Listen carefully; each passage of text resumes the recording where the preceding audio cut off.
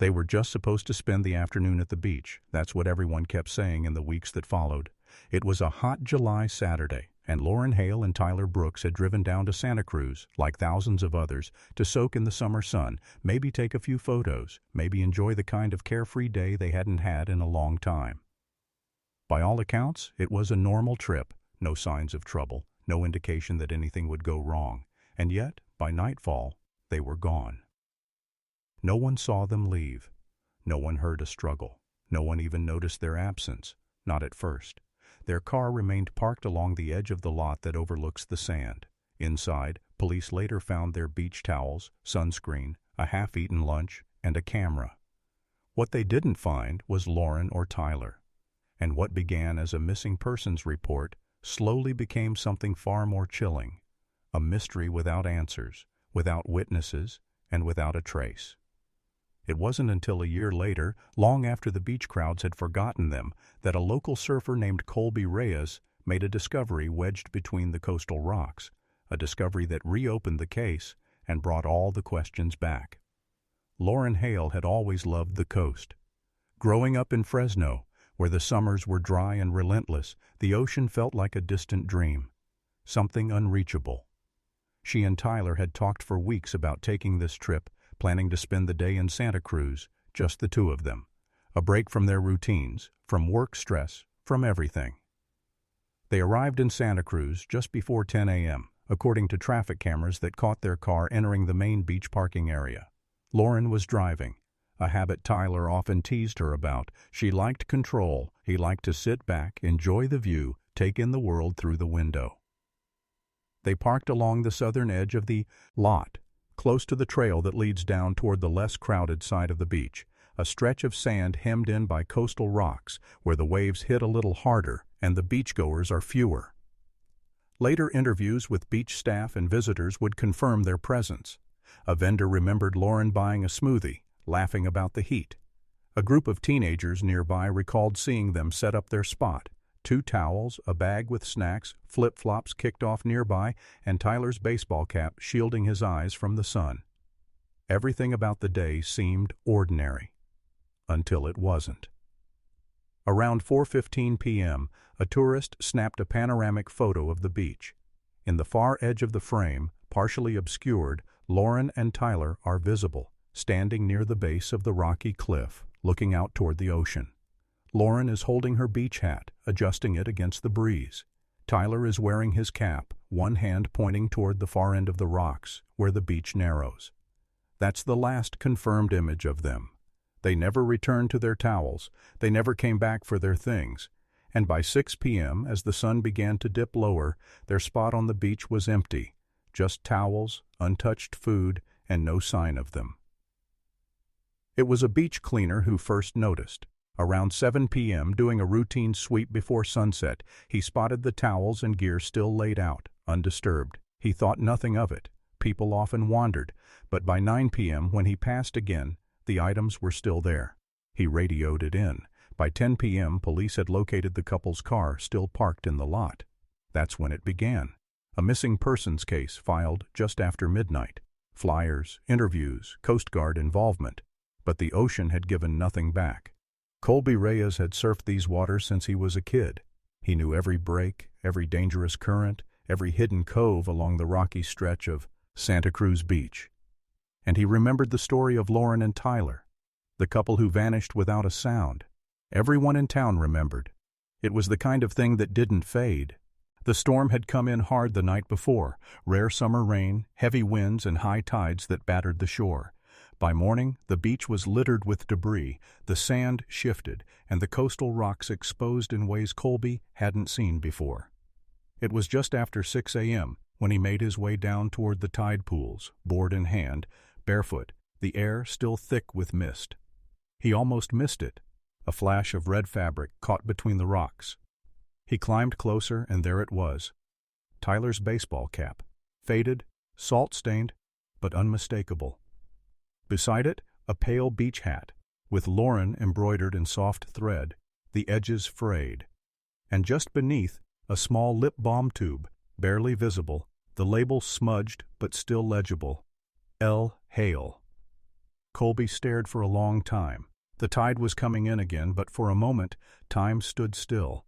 The couple the town had forgotten had left behind a silent message, and now the sea had given something back. The heat had already begun to rise by mid-morning, though the ocean breeze softened it just enough to make the day feel perfect. Lauren Hale stretched out her towel on the sand, pressing down each corner so the wind wouldn't lift it. Tyler Brooks dropped their beach bag beside her, unzipping it to pull out 2 bottles of juice and a small container of cut fruit they'd packed that morning. "Tell me this isn't the best idea we've had in weeks," Lauren said, smiling up at him from behind her sunglasses. Tyler laughed and flopped down beside her, his baseball cap pulled low over his eyes. "Easily top 3, he said, "though you waking up early for once is still number 1. Lauren playfully nudged him with her foot, and for a moment, the world around them faded. No noise but the crash of waves, no crowd, just the rhythm of the day unfolding quietly. They'd driven in from Fresno early that morning, escaping the inland heat and sear of salt air and the promise of stillness. Santa Cruz was busy, as it always was in summer, but they found a quieter stretch of sand near the edge of the cliffs, a place not far from where the tide meets the rocks. It was the kind of spot Tyler liked best, away from the crowds, where the only sounds were the gulls and the sea and the distant laughter of strangers. Lauren had set down her beach hat, soft straw, her name embroidered in cursive along the rim, and carefully applied sunscreen to her shoulders. Tyler, ever practical, had packed the small tube of lip balm she never went anywhere without, sliding it into the side pocket of the bag without her noticing. They didn't talk about work or stress or the things they usually carried with them. Not today. They spread out snacks, sandwiches, chips, sliced watermelon, and watched the waves rise and fall. Tyler pulled out their GoPro, fiddling with the settings before turning it toward her. "Say something profound," he teased. Lauren squinted into the lens, pretending to think. "Sunburn is temporary, but beach days are forever." Tyler groaned and set the camera aside, laughing. She reached for her juice glass, sipping slowly as the sun climbed higher. A few feet away, their flip-flops sat abandoned in the sand. Sunglasses reflected the sky. It was all perfectly normal. Later, other beachgoers would remember them. A mother with 2 kids recalled seeing them walking hand in hand toward the rockier part of the beach. A lifeguard noted they had set up far from the main crowd, but nothing about them seemed unusual, just another couple enjoying the day. By mid-afternoon, the tide began to pull back, exposing tide pools among the rocks. Lauren stood, adjusting her beach hat, and reached for Tyler's hand. "Let's check it out," she said. Tyler glanced toward the cliff path, then back at her. "You sure? It's a little rough over there." She nodded. "Just for a few minutes. Come on." They left their towels, their flip-flops, their half-eaten snacks. The sunscreen lay beside the bag, its cap slightly ajar. Inside the bag, the camera sat unused, the lip balm tucked neatly where Tyler had placed it. And then they were gone. The sun dipped lower. The crowds began to thin. No one saw them return. By early evening, the beach began to empty. A beach vendor passed by their spot around 6:30 p.m., noting the towels still laid out, the food untouched. He didn't think much of it. People wandered. But by 9 p.m., as the sky darkened and the air cooled, the same spot remained, silent, undisturbed, as if frozen in time. Their car waited quietly in the lot, windows cracked slightly to keep the heat out. No one would notice until morning. And by then, it was too late. The beach had already begun to erase them. The call came just after noon. Lauren Hale's sister, Emily, had just returned from work, still clutching her keys when the phone rang. She wasn't expecting anything. The case had long gone cold. The last time the police had called her was months ago, and it was never anything new. But this time, the tone in the detective's voice was different, measured, serious. Emily listened in silence as she was told that some of Lauren's belongings, and Tyler's, had been found on the beach, not far from where they had last been seen. The items had been discovered by a local surfer early that morning after a heavy storm. "What did they find?" she asked, barely recognizing her own voice. The detective paused before answering. A baseball cap, a beach hat with Lauren's name embroidered on it, and a lip balm tube, labeled with her name. Emily sat down slowly, her hand gripping the edge of the kitchen table. It didn't feel real. For a year, there had been nothing, no sightings, no evidence, no trace. And now, suddenly, these small, ordinary things surfaced from the sea like ghosts. The police assured her the items were being processed for fingerprints, DNA, anything that could provide answers. They weren't making assumptions yet, but Emily could tell. They believed it was them. The weight in their voice was unmistakable. By evening, news of the discovery had begun to spread. Local stations ran brief segments. Online forums lit up with speculation. The couple who vanished from Santa Cruz suddenly relevant again. People remembered. Photos were reposted. Smiling images of Lauren and Tyler captured in casual moments before they disappeared. Holding hands at the beach, laughing in the sun. Now they were being re-examined, picked apart for clues. For Emily, it was like reopening a wound that had never properly healed. She had lived with the not knowing for so long, waking every day to silence, hoping for a call, fearing one. And now, that silence had been broken. But it didn't feel like relief. It felt like something was coming. Detective James Carter, the officer still assigned to the case, met with Emily in person the next day. He brought photos of the items found: the cap, the hat, the lip balm. Emily identified all three without hesitation. "That's Tyler's cap," she said quietly. "He wore it all the time. And the hat, I got that for Lauren last summer. She loved it. It has her name stitched in the back." She paused, her eyes falling on the lip balm tube. "She labeled everything," Emily whispered. "Even that. She used it every day." Carter nodded. "We'll be doing lab tests to confirm, but we believe these are genuine. There's no sign of damage beyond natural wear from water and sand. No blood, no tearing." Emily looked up. "Do you think they were lost in the storm? Maybe washed out and brought back?" Carter hesitated. "We considered that. But the position of the items, wedged deep between rocks, partially buried, it suggests they didn't just wash in. It's possible they were placed there, or got caught during the tide. We're still examining the area." That word, placed, echoed in Emily's mind. The possibility that someone had been there, that someone had left those items. It made her chest tighten. For the next several days, the beach was closed off to the public as police combed the area. Divers searched the surrounding tide pools, looking for anything else, more belongings, any remains. But they found nothing. The cap, hat, and lip balm remained the only evidence.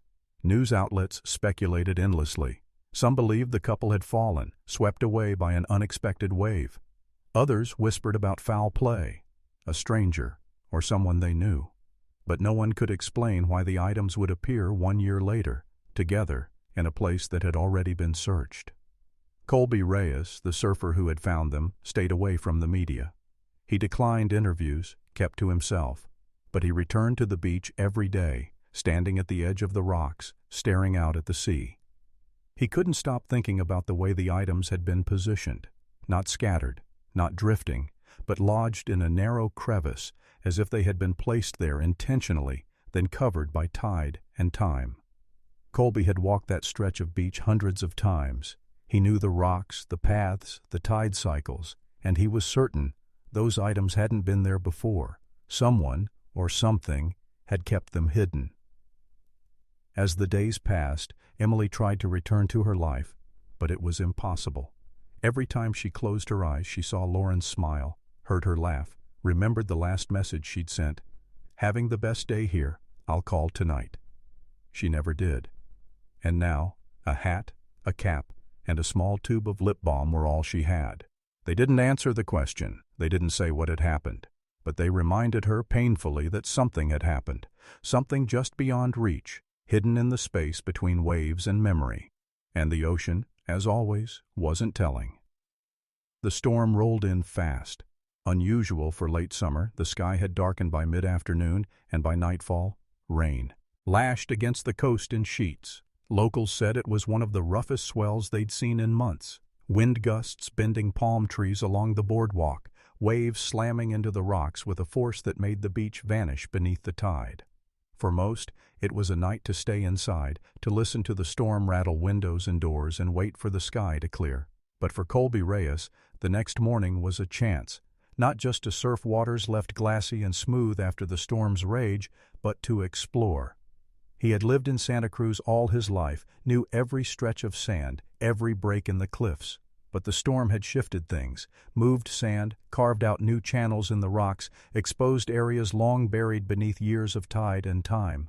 Colby was out early, the sun barely rising, the sky still streaked with fading gray clouds. He slung his board over his shoulder and headed toward the less traveled part of the beach, the stretch near the southern cliffs where the waves hit hardest and the tide pools ran deep. He walked slowly, eyes scanning the ground. Debris littered the shoreline. Driftwood, seaweed, plastic bottles. But something caught his eye near the base of a jagged rock formation, where the water had pulled back just far enough to reveal a narrow gap between stones. At first it was just color, a faded red, almost buried. He knelt, brushing away sand and seaweed, and his hand closed around fabric. He pulled gently. It came loose with a faint, wet sound. A baseball cap. Sun-bleached, salt-stained, the bill slightly bent. But as he turned it over, he saw it, the initials written faintly on the inside tag. T.B. Colby froze. He'd heard the story, like everyone else. Tyler Brooks and Lauren Hale, the couple who vanished last summer, their things left on the sand, their car abandoned, no trace ever found. And now, here it was, Tyler's cap, wedged between rocks that had only been uncovered because of the storm. His heart pounding, Colby looked closer. Just beyond the cap, caught in the crevice of the rocks, a second item, pale, delicate. He reached in, carefully pulling free a beach hat, its edges frayed, the fabric soft with wear. Across the brim, stitched in faded thread, Lauren. He stared at it, at the name, at the way the letters seemed to tremble under his fingers. And then, almost hidden beneath a small shelf of stone, a third item, tiny, nearly invisible against the sand. Colby leaned in, fingers brushing grit away until he saw it clearly. A lip balm tube, scratched and weathered. On its side, written in marker, now smeared but still legible, L. Hale. He sat back on his heels, staring at the three items laid out before him. 1 year, 1 storm. And now, this. He pulled out his phone with shaking hands and called the local police. When they arrived, the beach was still quiet, untouched. Colby led them to the rocks, to the gap where the storm had pulled back time and left behind the first real clue. Officers marked the site, photographed everything. The items were bagged, labeled, taken in for testing. But Colby remained, watching as they worked, unable to look away from the spot where the sea had finally spoken, not in words, but in things lost and found. Later that day, Lauren's sister would receive the call. And just like that, the silence of the past year shattered. They weren't forgotten. They had never been. The tide was low when Detective James Carter returned to the site just 3 days after the items were found. The storm had reshaped parts of the shoreline, pulling back sand and exposing jagged formations that hadn't seen sunlight in years. The rocks where Colby Reyes discovered the clue remained dark and slick with moisture, seaweed clinging to their base. It was a quiet morning, overcast, the kind of coastal chill that crept beneath jackets. Carter crouched near the crevice, examining it again. He'd been here twice already, but something about the placement, if the items kept drawing him back. Tyler's cap had been caught between 2 sharp outcroppings as if it had been pressed in deliberately. Lauren's beach hat was folded beside it, partially wedged under a stone ledge. And the lip balm, the smallest of them all, was tucked so deep into the crevice that Colby had nearly missed it. This wasn't how the ocean left things. Carter had worked coastal cases before. He'd seen what the tide could do, the way water tossed and tumbled debris, how it left items scattered, frayed, worn thin. But these belongings, they had survived almost intact. Slight wear, some discoloration, but no tearing, no signs of being dragged by current. He stood and surveyed the surrounding rocks. To one side, a narrow path led up the bluff, a trail not often used, half eroded but walkable. To the other, the beach stretched wide and empty. Carter called over his lead forensic tech, Nora Adams. "You're sure about the positioning?" he asked. She nodded. "Absolutely. These rocks form a kind of natural pocket. If you stood right here," she motioned to a flat section of stone, "you could reach down and wedge something in without much trouble." "You're saying someone could have come here intentionally?" "It's possible, especially after the storm weakened the sand cover." Carter didn't reply. He looked again at the crevice, at the narrow opening where the clues had waited for a year, unseen. If someone had hidden them, why? Why leave them there, where they might never be found? Or had they been discarded, forgotten by whoever took Lauren and Tyler away from this beach? Later that day, Carter met with Colby Reyes again. The surfer had kept mostly to himself, but he'd agreed to walk Carter through exactly how he found the items. They stood together on the sand, the morning fog beginning to burn away. "It was just a flicker of color," Colby said.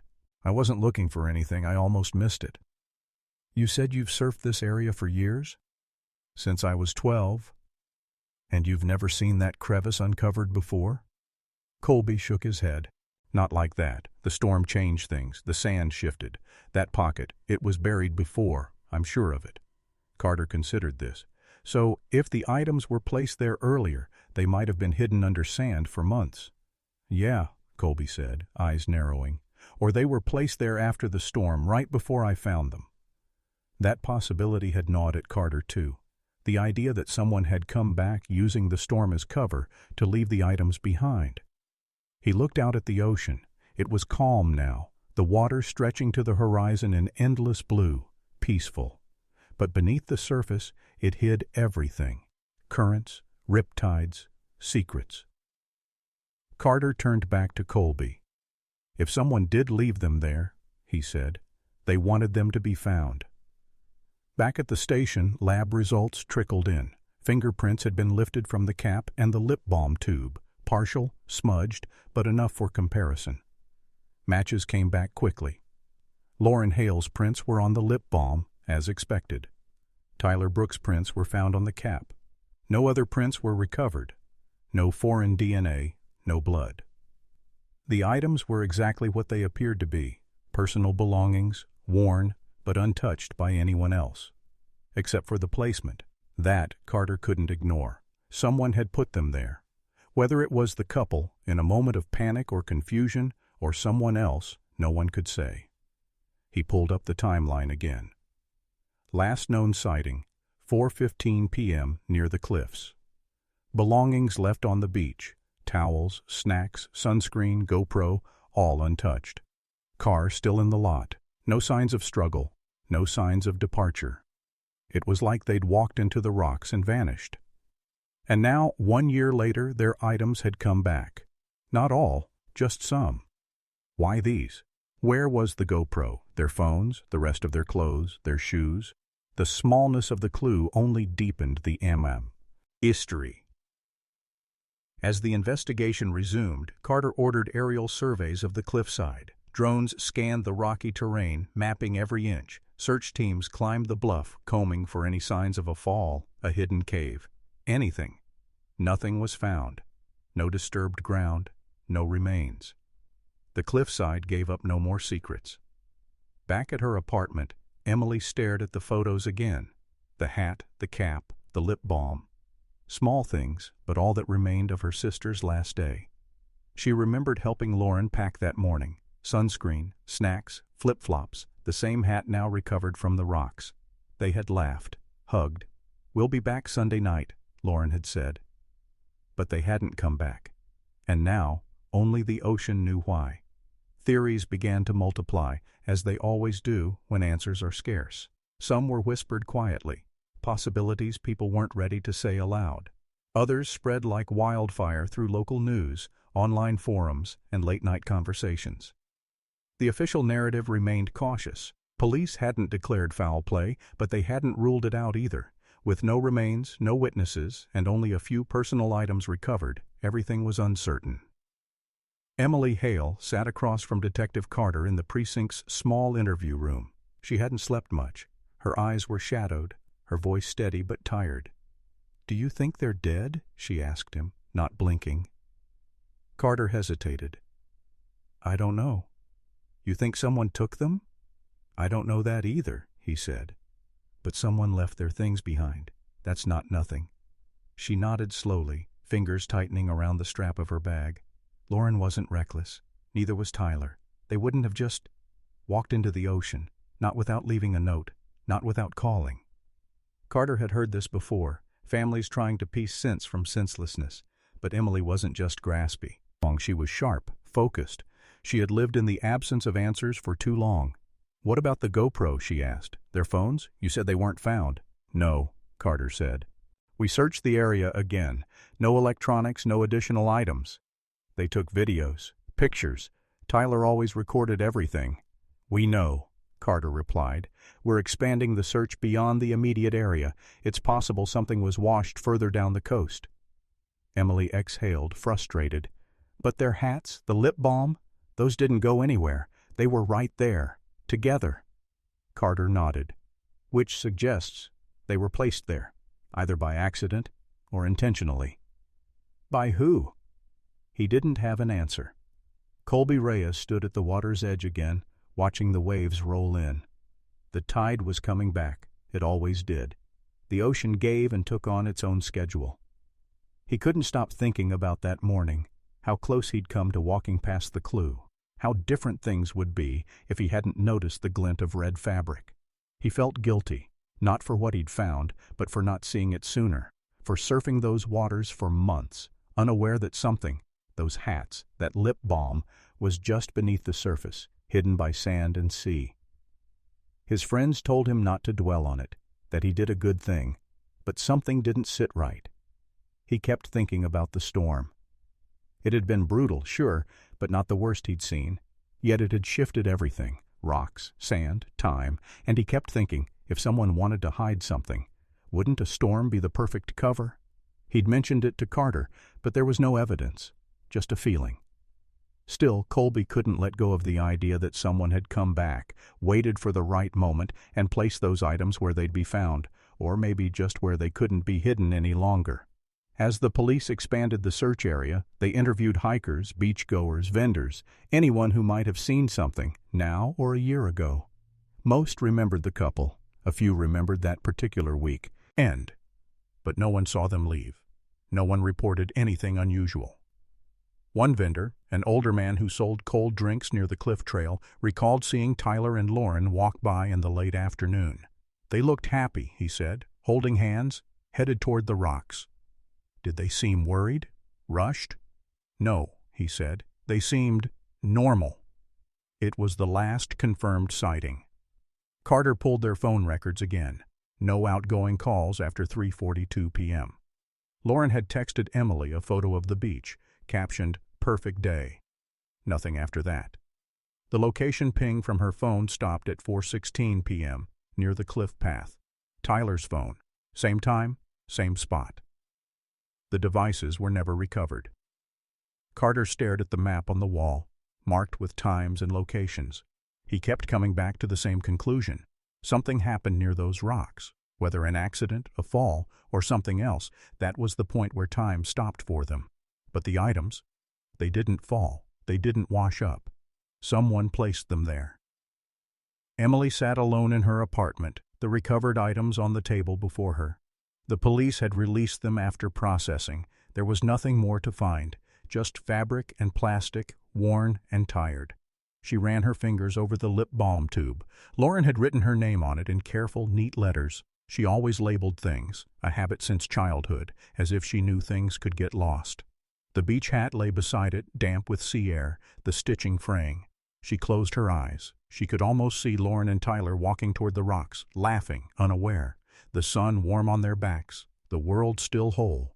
She wondered if they had been scared. She wondered if they knew, and she wondered, most of all, if someone else had been there too. Watching, waiting. Colby Reyes couldn't sleep.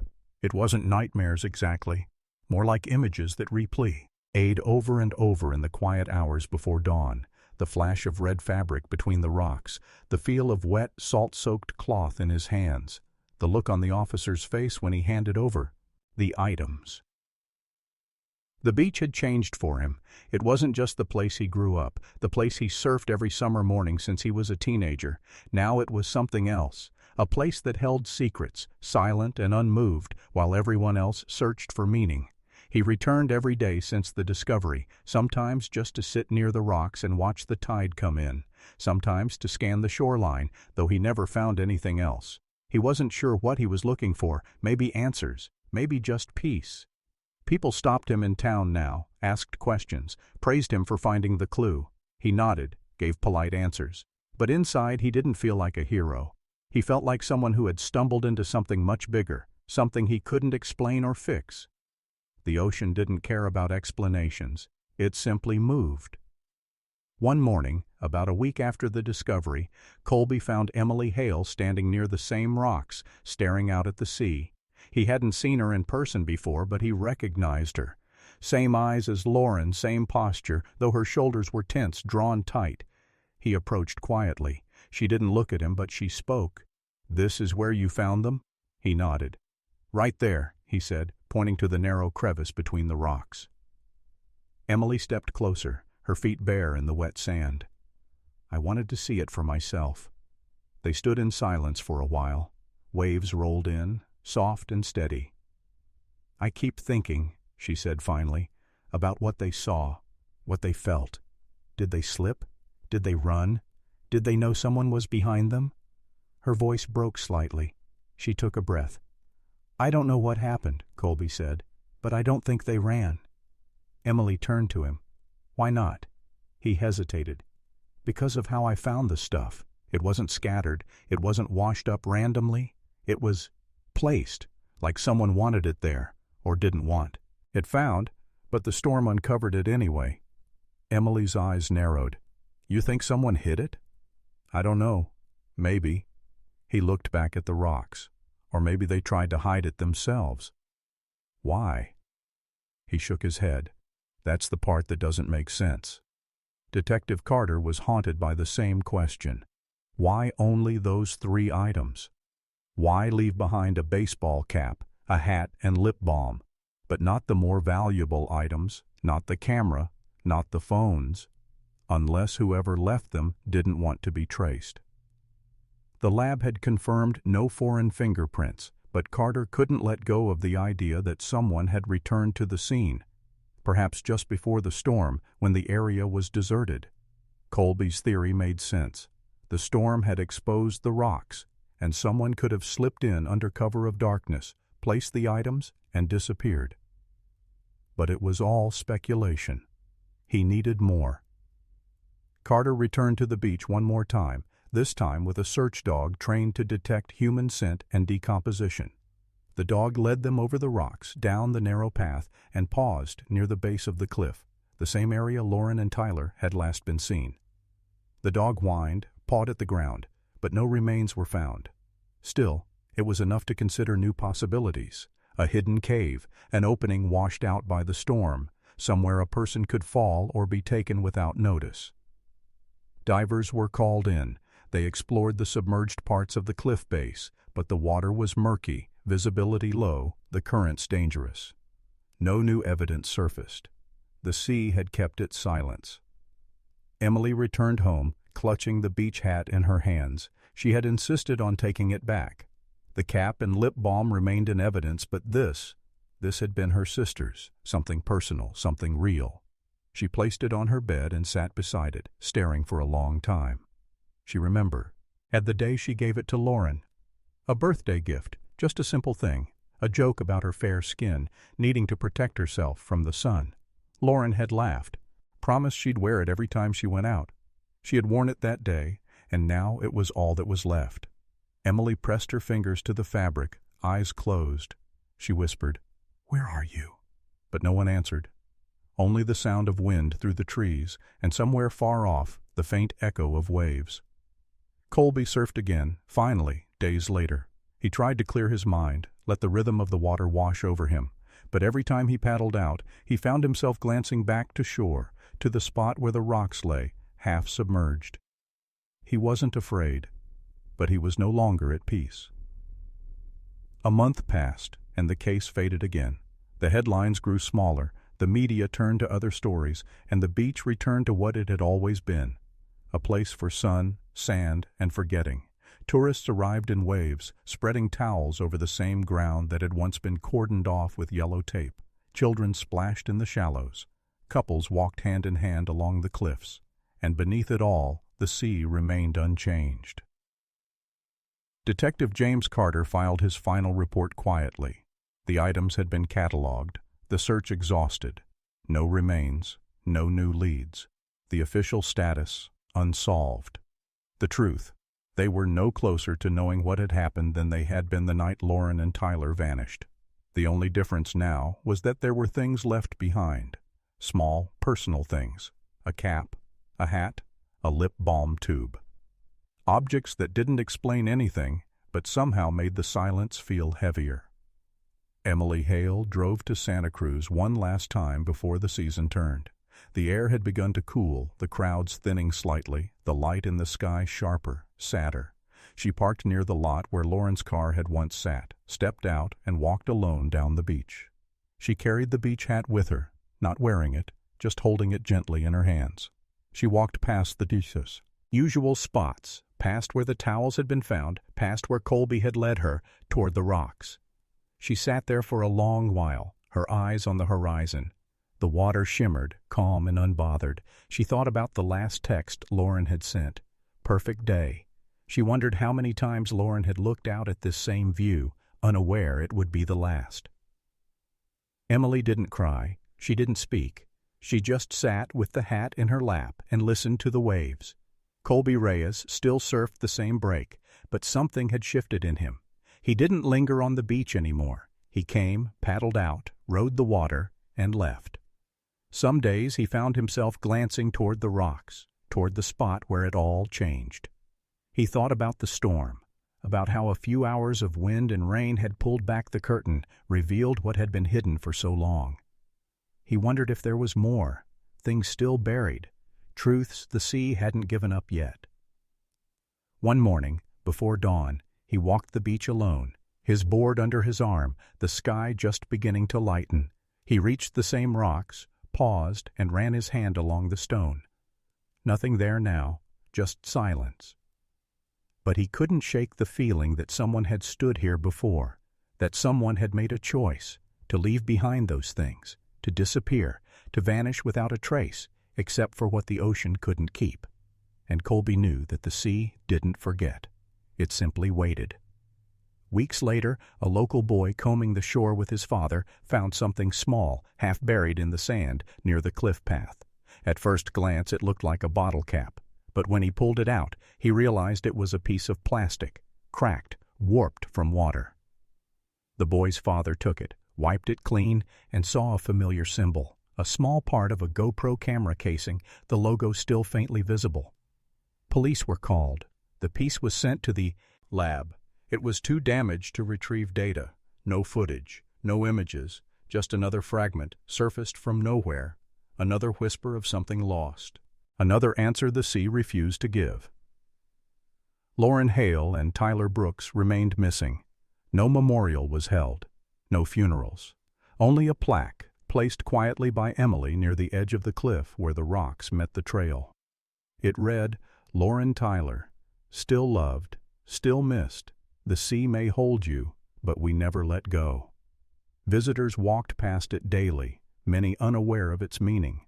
Some stopped, read, wondered, and then kept walking. The waves rolled on,